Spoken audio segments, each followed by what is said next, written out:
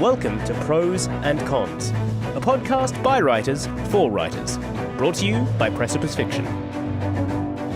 Precipice Fiction would like to acknowledge the people of the Eora and Durag nations as the original custodians and storytellers of the land this podcast was created on. Welcome back to Season 2 of Prose Cons, because sometimes we feel like prose and sometimes we feel like cons. We are a podcast for emerging writers by emerging writers. I am Ali Burnham, and I am joined by Paddy Boylan. Hello. Alex Eldridge, who waved at the camera. I think my mute button's playing up. Hello.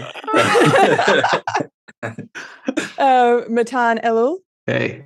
And James Healy. Hello. And we're almost a full house. We're missing Phoenix for our glorious return to season 2. But I think he's going to have a little post roll, so you'll be able to hear his voice at the end of the episode. Yeah, fancy little that's cool. post roll.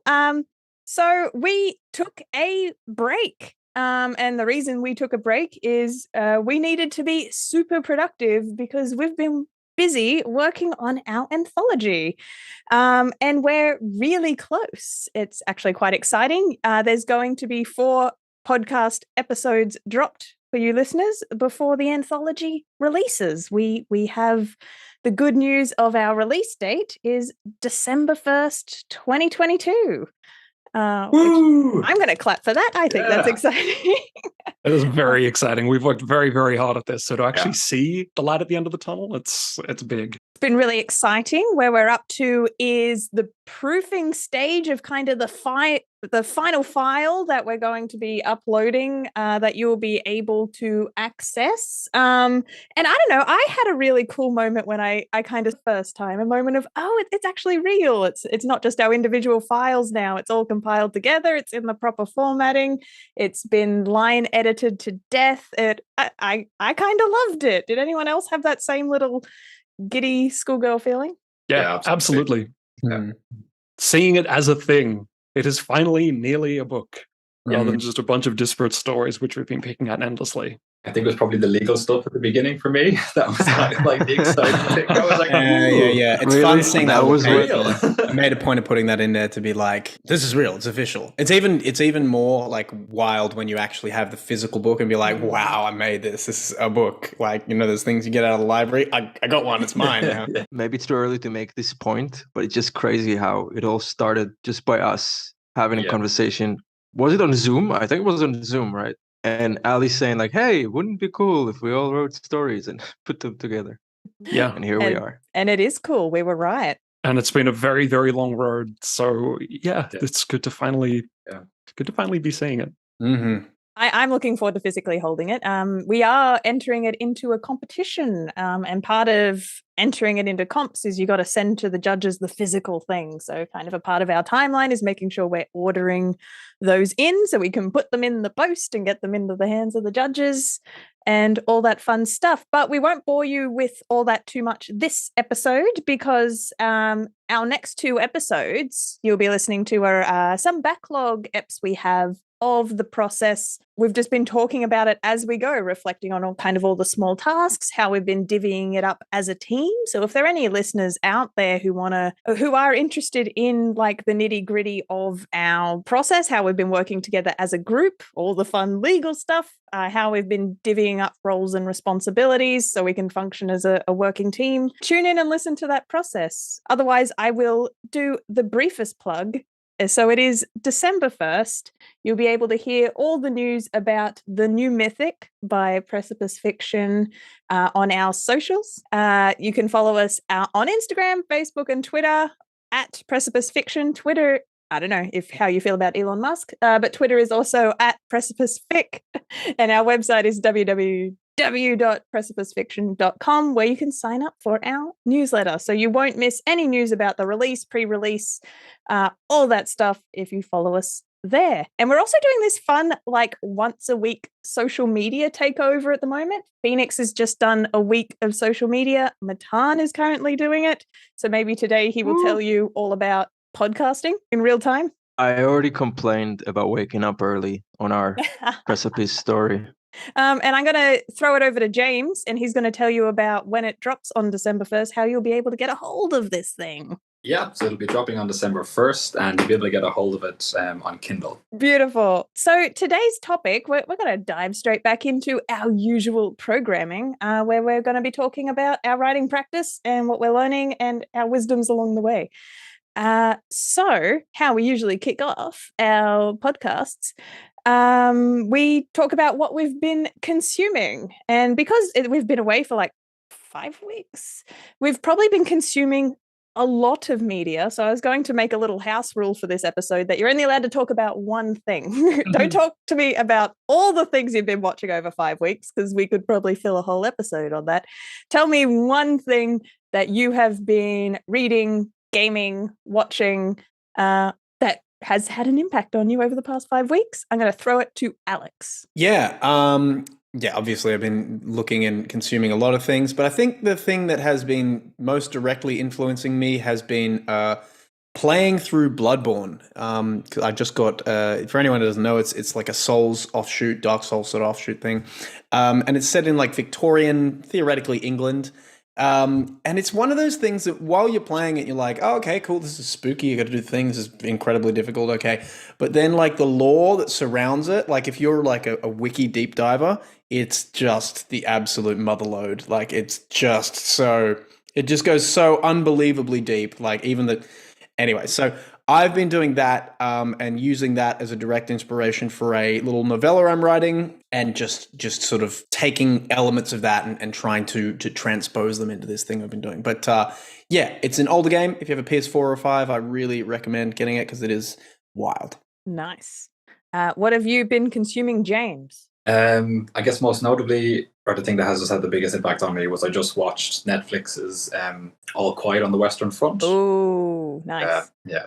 It's an adaptation of the 1920s novel, which is kind of like known as a like literary masterpiece about young German soldiers going to war on the front lines in like 1917 or something. It was really harrowing, really brutal, really tragic, really, really, really good. A really good anti-war film. I think I'm kind of repeating what a lot of the critics are saying, but most anti-war films still have an element of like being kind of pro something, pro battle or pro comradeship or pro something. Whereas this just showed how like stark and harrowing and unpleasant battle and fighting and death was, that it genuinely just feels like hard to watch. And yeah, just a really beautiful, sad, brilliant story. It's an absolute masterpiece. I'd highly recommend it to anybody. Nice. And are you writing anything at the moment? I am actually. I've been kind of chipping away kind of 200 or 300 words a day, kind of in between work and training at a novel. And I've made it up to about, I'm just short of 40,000 words at the moment. So it's kind of like the halfway point. James, that's a lot of words, man. You haven't told us anything about this. And you're like, I just got 40,000 words in a novel. Kind of keeping it quiet till I got up to a certain point, and I was like, okay, now I know it's real. So like when you're pregnant and you keep it quiet for the first trimester, just in case you, We can see your bump, James. We can see your baby bump. That's a good analogy. I'd say 40,000 is done. That's the point. Well, congratulations on the new novel. Thank you so much. Do you know what genre it's going to be? Post-apocalyptic thriller horror-ish. Yeah. Sounds on brand. Post-apocalyptic zombie thriller, kind of the feel. Ooh, nice. I think you've told me about this one a little bit. This is that one I told you. The gritty one. Exciting. Cool. Patty, tell us about what you've been consuming. I'm trying to decide on the thing I want to talk about, because we're trying to keep this a little shorter and just talk about one. We've already talked about a game. We've already talked about a TV show. Okay, so I'm reading an essay on metaphysics. I think it's actually called An Essay on Metaphysics. I have a friend, shout out to you, Milky. We're just going to call him Milky. That's all he gets known as, who is a philosophy student. He's very, very smart. He's much smarter than me. And he's dumped this on me because I once had a conversation with metaphysics and he was trying to articulate some things. It's interesting. But boy, is it hard to read, because he gets into philosophical logic a lot. And there's a lot of sentences which are like, and this thing, which is not thing A, but is thing B, except in the circumstance where it isn't thing C, which we'll come back to, and thing B. And my main takeaway as a writer that commas are your friend. Commas are your friend. There's definitely sections where if you just added a little bit of punctuation, it would be so much clearer. But maybe that's also what happens when a philosopher talks to what he imagines are philosophy students and not us dummies who aren't used to digesting 8-point nested Yeah. logic comments. I live with a law philosopher and I do a lot of nodding and I'm like, of course that's the only conclusion you can draw from X, Y, and Z. I knew that. Even written down sometimes it's not much clearer. But it's very interesting. And writing wise, I am starting to write again after an incredibly long hiatus. I just wrote an essay for a magazine called Conflicts, and the essay was about what's happening to disabled people in Ukraine at the moment. Yeah, I'm going the full serious writer thing. And I just wrote a short horror story, which I'm not sure is fit for public consumption. Don't know if I want to release it yet. Are we the public? What are those horror stories? Where are we? I might Where do show we you stand? guys. I don't know, but it's called You Man send me one Crab. like that, and I'll send you one like that back. Yeah, okay. All right. It's called Man Crab, and it's I go into Excellent places that I've not gone Let's go. elsewhere. That sounds Kafka-esque. I have to read Man Crab. You cannot, deny me Man Crab. We'll see. Once you name it, you got to keep it. I might release it under a pseudonym. I don't know. Yeah, that's me. That's what I've been doing. Nice. And Matan, tell us what you've been consuming and writing. Well, I've read a lot of books, but at the moment I'm actually reading a non-fiction called *Sapiens* by Yuval Noah Harari. Maybe some of you heard about it. Yeah. I'm really enjoying it, but it does give me a whole buttload of existential anxiety because it keeps reminding me that I'm just a really smart chimpanzee, which I thought I'm okay with, but the more he repeats it, the less okay I am with it. And apparently it does bother me, and I'm not afraid to say it. It bothers me. Anyway, it's a great book. It tackles a lot of topics about humanity, from fire, agriculture, and why everything we believe in is not true. So read it, but don't let it sink too deep. As far as writing, I'm chipping away at the big bad monster called Absolution, which is the book. I have taken tiny breaks to work on some short stories, which is nice. It's refreshing, but I'm really trying to put my heart and attention into the book and try to finish it by the end of something. Not even going to put a time frame on it this time. But the George R. R. Martin of our group, Matan here working on the beast. Yeah, he's been working on for a while. Yeah. This is going to be perfect fodder for our subject today. At least he got there after publishing a bunch of books. I'm just okay. 140K is pretty rough, Matan. So you have our sympathies. Thanks. Is that how big it currently is? It's getting there. Didn't you say, Matan? 135. It does feel, Alex. On top of it, it does feel like that's where it's going. Like sometimes the book is like, more.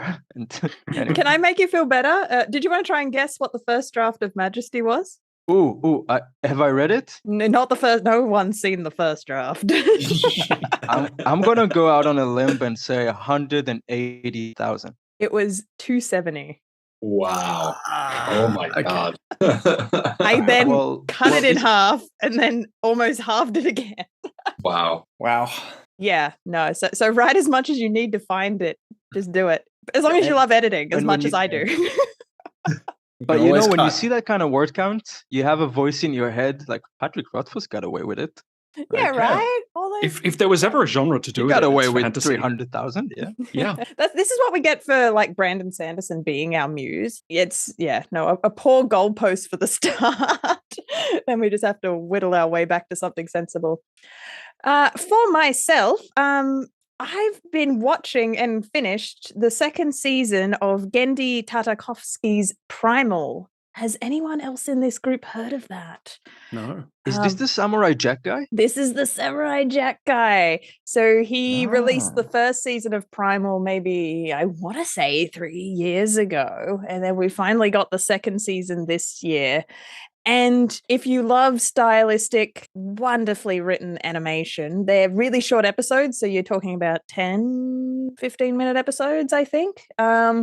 They're beautiful. So they're really stylistic, gory, horrific. So my household sits down to like we got to brace ourselves. We're like, we're going to put a primal on, and we know the next 15 minutes is about to do something abhorrent to us.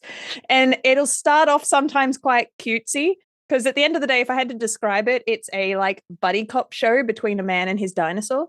But then also it'll make you like fear for your life, your soul, and all that you love dear. Is my best pitch of this TV show.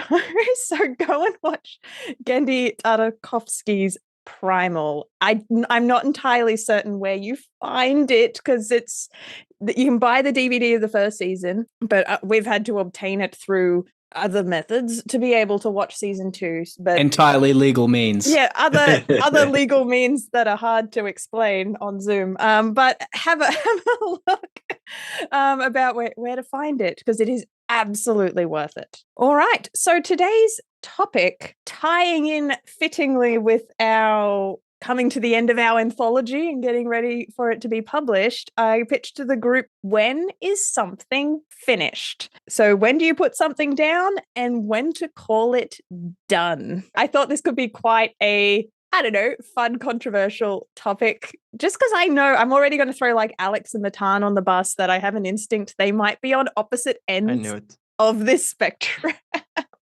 I just knew it. I saw the prep and I knew it. I knew what I'm walking into. Okay, let's go. I needed both of you on the same podcast to discuss it, but I thought I would sink our toes into it gently. So just tell me to start with, do you have a project you have finished? And how did you know it was finished and when you called it?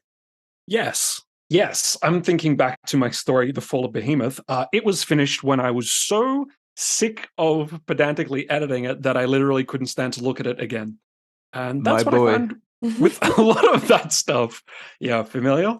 But I don't think I have a problem with finishing stories plot-wise so much, which I feel very grateful for. Mine is in the obsessive line edits. Like, for example, I could swap 2 words around, or I could just do little changes to a sentence, and really, like, it makes probably very little difference to the story, and the reader is very unlikely to. I mean, if maybe it's like a 1% improvement from one draft to another, I don't know, but it's a real sort of obsession of mine to get each line perfect. And there's a point where I just have to like say, no, I need to stop. I need to stop toying with this. It's good enough. I don't know if you guys feel that as well, but yeah, same with Trader, my anthology story. I just had to like say, no, I'm done. I can't do anything. Can I say, I remember having a conversation with Paddy about that story. I remember reaching out to him and being like, hey, I really like this. There's this change that I recommend you make. And Paddy straight up came back to me and he was like, you know what, that's probably really a good idea. I'm not going to do it though, because I can't fucking stand working on this story anymore.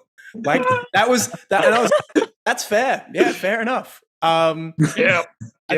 I think that's maybe a good segue to, I really love the quote, when is a painting finished? Because it just so clearly illustrates the nature of any artistic product. Now, as you guys know, my bar for completion of something is probably pretty low. Basically, I get it to a point where I'm like, okay, this is good enough for generically me. Like this is quote unquote good enough. At that point, it's usually time to give it to someone else who has another perspective. I just tend to think of things in terms of diminishing returns. So I look to get things at the point where the diminishing returns of me obsessively going over it are not adding significantly more to it, to the point where it's like, look, I can spend another 50 hours on it. I could feasibly do that. But the return I get from that is going to be negligible, and I'm probably just better off making something else. Yeah. I've got a whole philosophy based on this, but yeah, essentially I get it to the point where those two things intersect, and then go, okay, that's fine. It's time to give it to someone else. They will have a more objective idea of what's good here or what's not, and then yeah, from there, also go on that. What I'm hearing is there's almost 2 measuring sticks. Like, when is it finished for the writer, and when is it finished for the work? That's not a bad way of looking at it. Yeah, because I know that mine is probably lower than it should be, but it doesn't mean it can't get there. I just need to hand it off to someone who has that perspective. Yeah, and I'd probably want to talk about it more in depth. It could be its own podcast episode in the future, but kind of the mental health aspect tied into this as well, because I feel like I pendulum between, depending on how much time I take away from a project. Like I could be quite close and deep in the hellscape of doing line edits and feeling like I'm really close and being like, I can't sink any more time into this. It's done. It's got to be done for me. And then I put it away.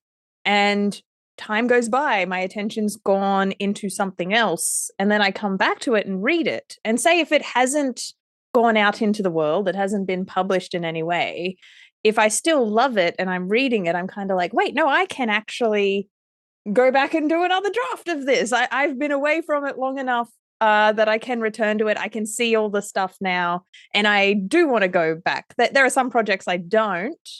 But so I'm thinking of Majesty in particular. This is one that I've sat with for ages, and I've been very close at times where I think I'm done, and then I have to put it down for whatever reason and work on something else for almost close to 12 months. But it's been in the back of my brain. I've talked about rumination before, and I feel like I already have a new structure for Majesty. I want to genuinely go back and tear that apart now. I think I have a new opening. I have a new kind of first act I want to try, just because even though it's been 12 months and I thought I was done, like my creative juices have already torn it apart without my permission.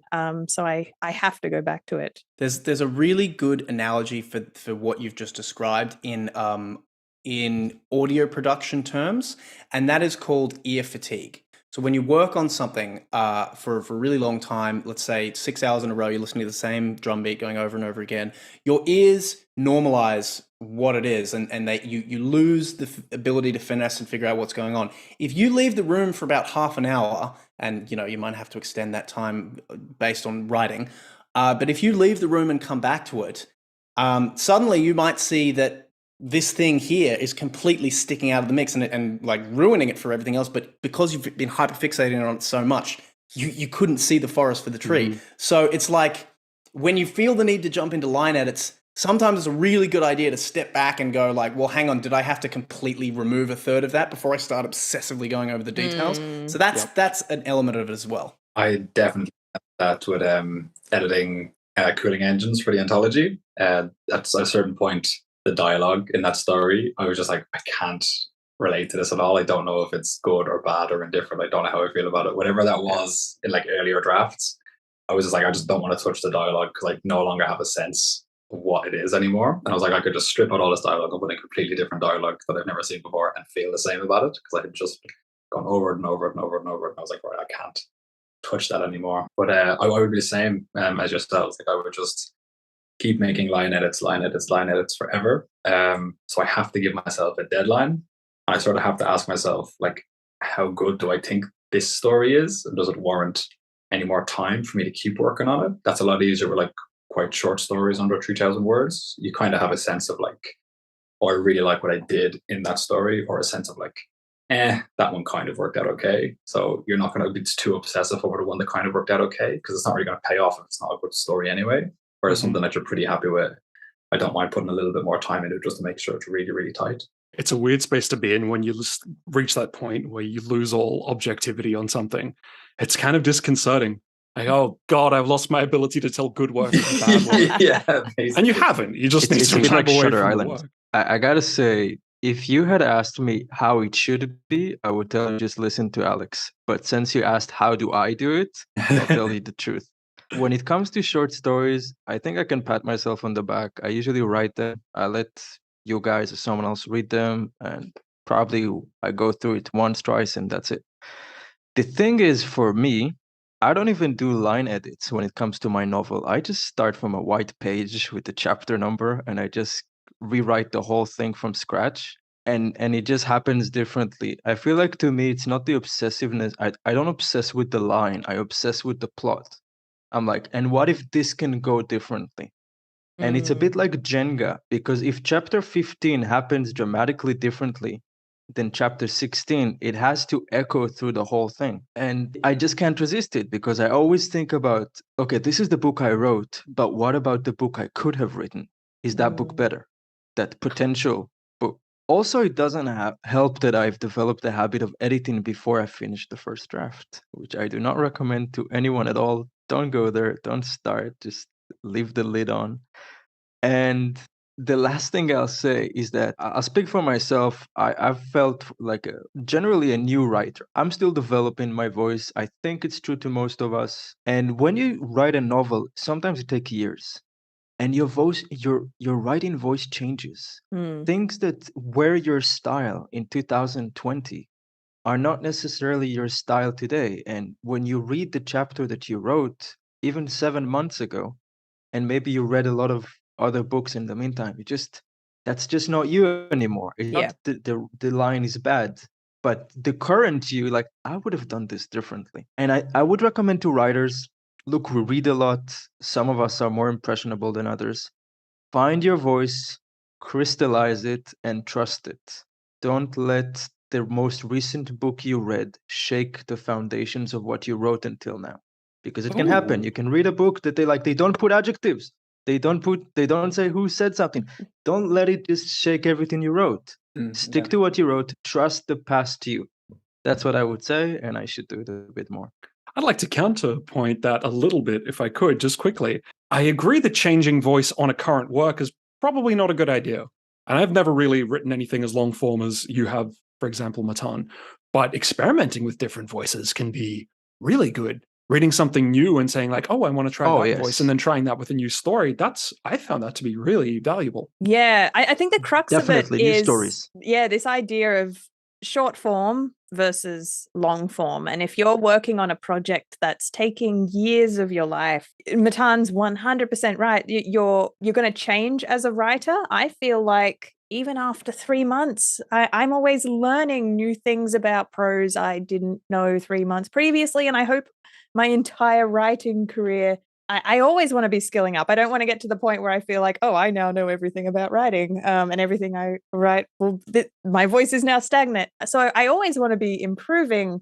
But this idea that if this project's going to take years and years, how do you handle, or how do you relate to this idea that you're going to be changing as a writer, but then also your values and your taste will continue to sharpen and hone across the years as well. So your first draft, the reason you might have such a repulsive knee-jerk reaction to what you've written is because you have different taste. You literally have different taste than you did 3 months ago. And being okay with that, like I envy the poets and the short form writers of the world, because you almost have to embrace this idea that this piece of art was created in that moment, in time, in that time capsule, in that context, by that person you were at that time, and being able to make peace with that. And you can when you're writing short form. And that's almost the journey I've had to go on with the short story I'm putting into the anthology. But my long form work, I feel the same as you, Matan, in that I'm always questioning, well, I'm now at this point and I have the ability to go back and bring the whole thing up to where I am now, and I want to do that. So it's a thorny question. I don't have the answer to it, because Nathan, my partner, is constantly needling me, being like, why haven't you shown it? Like, why aren't you querying it yet? And I'm like, because it's not done. It'll never be done. And he's like, yeah. Take it from my cold dead fingers. I think it goes to the heart of what makes a writer a writer, because when I think of a work, any one work, that I'm writing, I try and think of it, and usually succeed, I think, in terms of being in a space of time that it belongs to. And I fundamentally think I've come to terms with the fact that hopefully I am not as good a writer as I will be in the future. So I'm actually okay with leaving that incomplete or not ideal, like imperfect work in the space where it lives, because with any luck, I'll be able to go on and improve upon that. And theoretically, I'll make a perfect opus at some point, and hopefully I'll have developed the toolkit to be able to know when that happens and stick to it at that point. But I don't know. I find coming at it from that perspective, even though it's a little counterintuitive, makes it much easier to move on with anything that's being done. You've talked to us before about the idea that, like, every book you write or every piece you write is moving you closer toward that thing that you're going to write that's going to be brilliant. And I feel like that's really helped you. Like you are really able to just finish your work and move on, finish your work and move on. And I guess keeping that idea in future, like, yeah, this is all just grist for the mill, is probably a great way to just like overcome those barriers if it's not good enough. Yeah. Like, yeah, but it's closer to the thing. It's like tricking yourself into going like, I mean, look, you can take this too far and be like, oh yeah, but it doesn't matter because I'll do a better one later. So you don't want to go too far off the rails into that sense as well. And I'm aware of that, but I think I've got enough self-awareness to be like, no, I'm going to make sure this is fine and like go from that. But that has been incredibly helpful to me to be just like, this is going to let me move on to the next thing. But that's in my nature as well, just to the next thing. So I agree with that 100%. There's value in almost pulling the trigger earlier to be able to like learn from that experience. But at the same time, I feel paralyzed sometimes when I watch my peers pull the trigger early on querying, because I can see that they're at the mental state of being done. They're like, I need this out of my life. I just need to put it into the ether and see if someone loves it and accepts it, when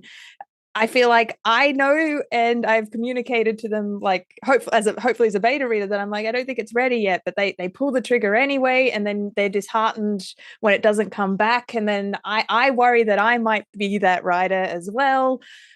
So it's obviously this is an awful loop of self-doubt, and it's only things we can learn from, but I didn't know if that's a relatable thing to you guys as well. Well, that's also related absolutely. to this self-publish and querying things, Yes. but that's a whole different conversation. So I'll just say, it's nice to share, and like spill all our problems and issues, but there is for me a magic solution, and it's really trusted, reliable beta readers. It just works. Even for me, with all my editing paralysis and all that stuff, it just works. If I had enough stamps on a chapter, it's usually safe for my editing.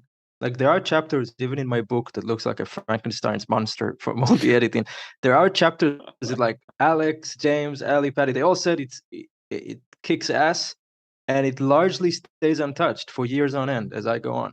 So have a good network of beta readers, and I think even the most insecure writers, at some point, like, yeah, okay, enough people said it's good, I can move on with it. Yeah.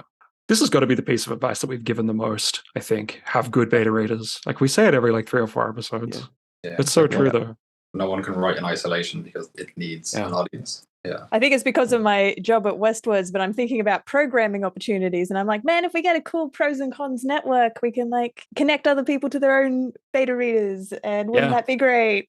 Yeah. Because I feel like the number one question someone might have is like, oh, well, that's all fine and dandy, but where am I going to find beta readers? And so the programmer in me is like, well, let's solve that. Yeah. Having said all this, there is a science fiction author that I really like called Gene Wolfe, who took 6 years to write a science fiction novel. No one knew he was doing it because no one knew he was a writer. When he's just like, oh yeah, I've written this novel, and it turns out to be this giant masterpiece. And that was without any outside feedback. So there's always the freaking state of mind. Can you imagine the state of mind of 6 years just not telling a soul, or at least I think he just had incredible self-confidence that what he was doing was great. But for the rest of us, we need beta readers. That's what I'm doing wrong. Just lock yourself in a room for 6 years with a pen and absolutely no feedback. You'll be fine. Or go to prison. You get 3 meals a day while you do it. So there you go. Prison books. That's the new thing, guys. Let's put it on TikTok. First it was COVID books, now it'll be prison books. Yeah. Thanks, Matan. I feel like you've been cut off a couple of times, James. Did you have a thought? I think it was probably just on beta readers. I think that I tend to edit before I go and give it to a beta reader, and I kind of wish that I would bring it to beta readers earlier on when it wasn't so polished, because it might give me more room to maybe take it apart a little bit. But because I haven't gotten to the point now where I'm querying stuff. I think for me it's when I start giving it to beta readers. I would just like to move that process ahead a little bit more, so that it wasn't so. I just didn't spend so much time working on it before I started. Yeah, I think one of my early mistakes was I think I skipped to the line edit stage too quickly as well. And then I would have beta readers who would give me very good line edits as well, when what I needed to be doing for the project at the time was still thinking about the big picture structure stuff. So that's what I've come to terms with Majesty, is I've done so much line editing on Majesty. I've paid for an external editor who's helped me work on it, but now I'm realizing, no, it's there's structure problems here. I need to play with Yeah. the structure again, and I'm going to be rewriting new scenes from scratch, which means I'm going to be doing line edits again. So it's kind of being really clear about when I pull the trigger, I guess, moving myself from the big picture structure thinking to the minute line edit thinking. I think that's very good. That's very, very good advice, and I think that's something as a young new writer at the beginning, you just jump into line editing. It makes sense for you. Oh yeah, I'm gonna polish this thing. When through the years you realize, no. First structure, plot, have the whole thing to look at, and then you worry about line editing, which is something I'm sad to say I've only recently come to understand.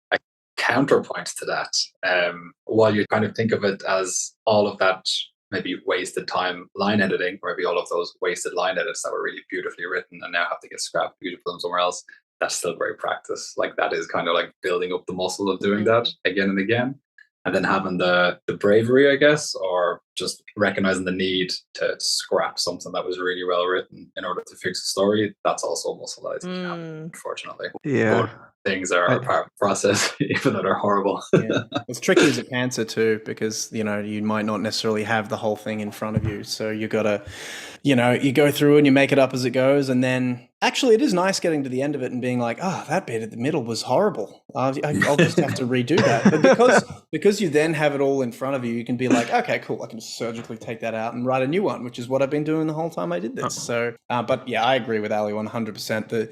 The gold is in the plotting, is in the having the beats. Because I don't know about you guys, but if I've got the beats, if I got the skeleton or the scaffold to go, I can write all day, and it might go off somewhere else, but that's its own thing. But I think plotting is where the gold is initially, at least. I do have a question for the pantsers among us, though, because I had a and James and Paddy to a degree. I think you're the only one who won't need to answer the time. But so I think when I was navel gazing on this question, I think of myself that I dramatically redraft because it takes me a while to really figure out like what it is, and what I mean by that is kind of the heart and the core. I think my background coming from screenplay and being a bit of a gun for hire for screenwriting is I don't always invest like maybe heart first. I'm maybe a bit more intellectual first. That's why I'm a bit of a plotter. So kind of working out, what it's about. What am I actually, what do I care about? What itch am I scratching when I'm writing this? It takes me a while to find that. So that I think that's why I'm quite willing that when I get a note, I'm happy to upend it and throw it all out and do the big structure stuff because I'm not precious, but at the same time, I need to do that process to find what it's about. While I've observed in other writers who are perhaps very sure of what it is from the start, and that's amazing and that's great because usually there's a fantastic raw energy there. But because of that, they almost have the opposite problem where they're not willing to pull the Legos apart because they're like, no, that's what it was. I've pulled it out of me and it's now on the page and it's there. So I'm not touching it. And there's a resistance to editing. So I guess what I'm saying is where I feel like I edit too much and I spend too much editing and I'm never sure because I can't find its heart, where maybe people are too precious about its heart. Do you guys relate to that?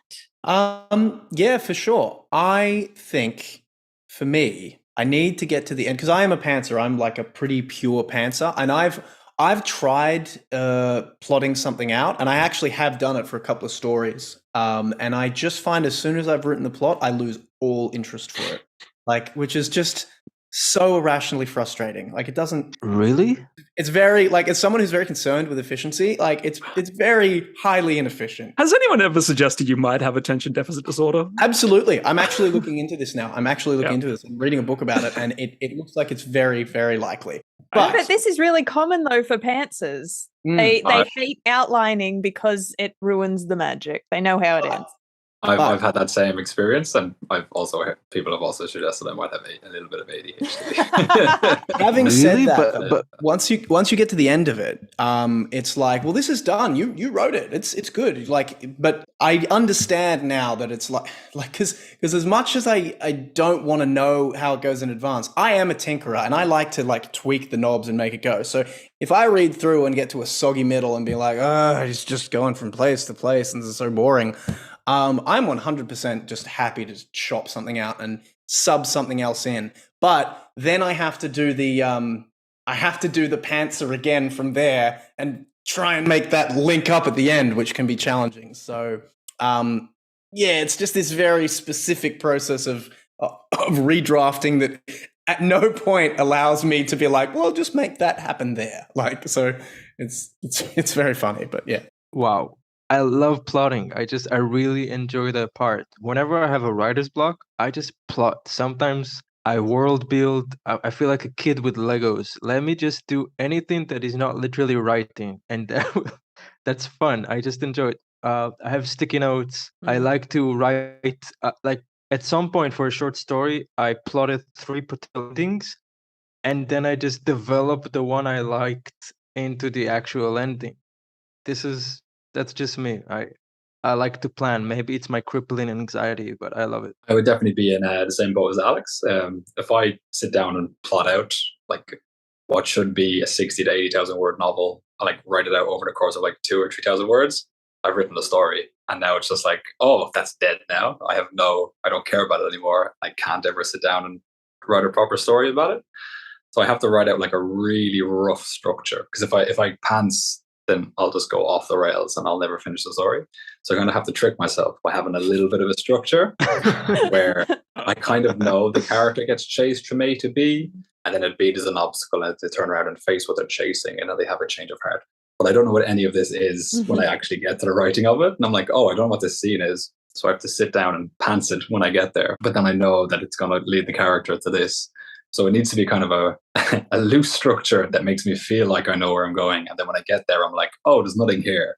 Great. I get to find out what this was about then as I'm writing it, which is definitely the fun of writing for me. I don't think I could do it another way. So I have one final question before we throw over to our reading for this episode.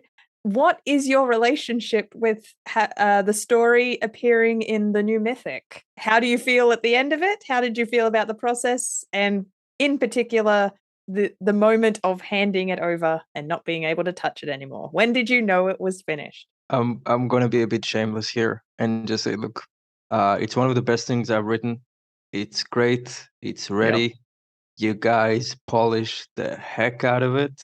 And the constant beta reading / commentating just made it a very easy process compared to other works I've been doing.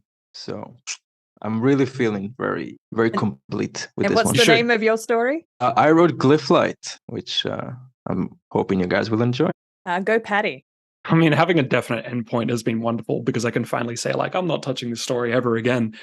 What's interesting, this is a story that I'd written. It was actually the first finished piece of short story I ever wrote. I only started writing properly just a little while ago, probably about a year and a half ago, maybe a little more than that. I thought the story was done, and I was very, very proud of it. I was like, oh, this is so... And then when I brought it to this group and I started getting feedback, I realized that there's so much more I could have done on it.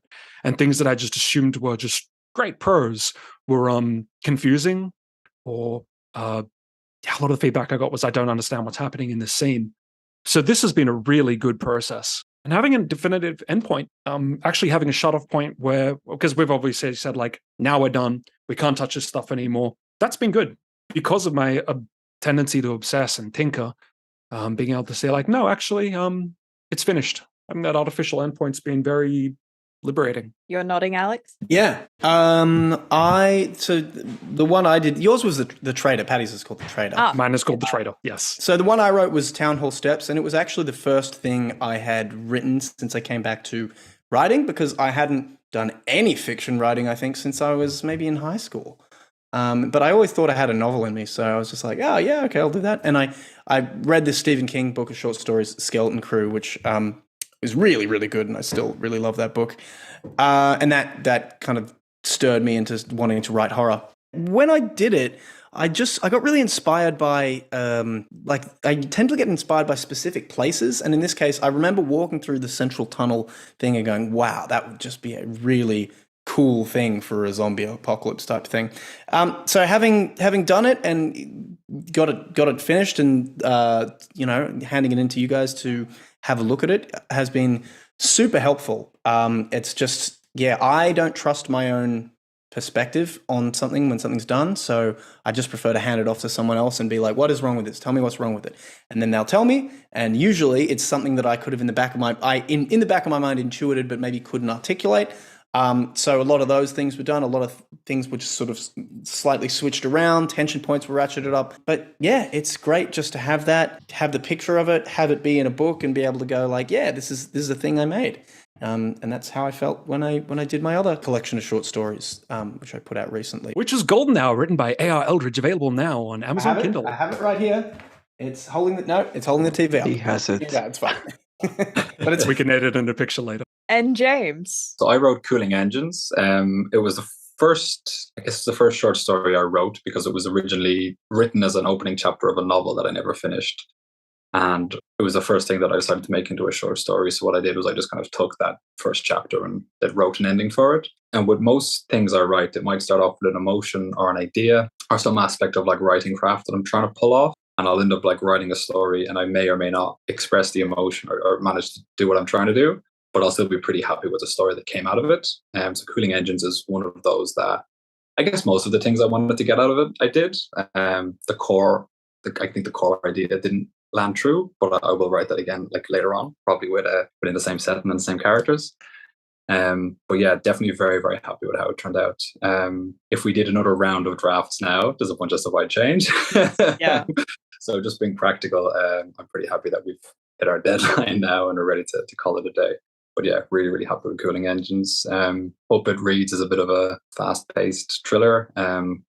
With a good tense tone to it, and I hope everyone enjoys it. And I had to be very deliberate as well with mine. So mine is The Stolen Sword. When we were doing our very final round of minute line edits, I almost had to give myself the discipline not to go back and read it like the whole thing again. I was only just reading the sections that had notes on them, because I knew if I did another top to tail full read that was for any other reason than just proofing, I would start tinkering and changing. And I've actually been a bit kind of scared to go back and read it, because I knew I probably would I'd have that itch again to go in and upend it all again, pull the Lego apart and write it again. So I have to be very disciplined with myself not to have done that, and just be proud of it for what it was that came out of that cycle.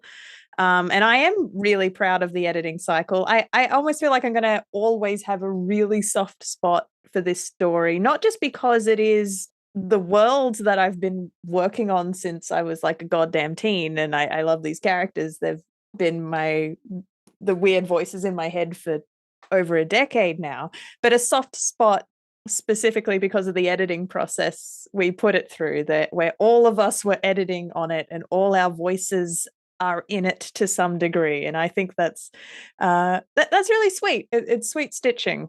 So I love it for that reason. And I think I have to look at it with those rose-colored glasses, because if I was to put on my editing goggles now, me, the 3 or 6 month later writer, I'd be like, I write it completely different now. But I'm waiting to do that read, I think, once I have the physical copy, and then enjoy it for what it is when it's physical. I am waiting for that. And I think I'll let myself enjoy it then.